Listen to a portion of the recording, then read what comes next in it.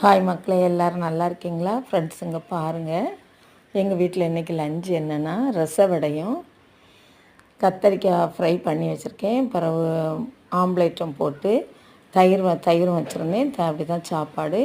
கத்தரிக்காய் ஃப்ரை பண்ணுறேன் பாருங்கள், சூப்பராக இருக்கும். ரொம்ப டேஸ்டி. ரசத்துக்கு அந்த கத்தரிக்காய் ஃப்ரை வந்து ரொம்ப டேஸ்டியாக இருந்து என் ஹஸ்பண்டு சொன்னாங்க, சாப்பிட்டுட்டு ரொம்ப நல்லா இருக்குது, கத்திரிக்காய் ஃப்ரை சூப்பராகவே இருக்குது அப்படின்னாவ. நானும் சாப்பிட்டு பார்த்தேன், ரொம்ப டேஸ்டியாக இருந்து. நீங்கள் யாராவது இப்படி கத்திரிக்காய் ஃப்ரை பண்ணிங்கன்னா கண்டிப்பாக ரசம் வைங்க. ரசத்துக்கு தான் அது டேஸ்டியாக இருக்கும். நான் அதுக்கு கூட இன்றைக்கி வடை வாங்கி போட்டிருந்தேன். நான் வடை வீட்டில் செய்யலை, கடையில் வாங்கினது தான். வாங்கி ரசம் வச்சு அதில் போட்டிருந்தேன். ரொம்ப டேஸ்டியாக இருந்து ஊறி ரொம்ப டேஸ்டியாக இருந்தது அந்த வடை. ஒரு ரச வடை வச்சே சாப்பிட்றலாம். அப்படி நீங்கள் யாராவது சாப்பிட்ருந்தா எனக்கு கமெண்ட்ஸில் சொல்லுங்கள். இந்த சேனல் பிடிச்சிருந்தால் லைக் பண்ணுங்கள், சப்ஸ்கிரைப் பண்ணுங்கள், உங்கள் ஃப்ரெண்ட்ஸ் அண்ட் ஃபேமிலிக்கு ஷேர் பண்ணுங்கள்.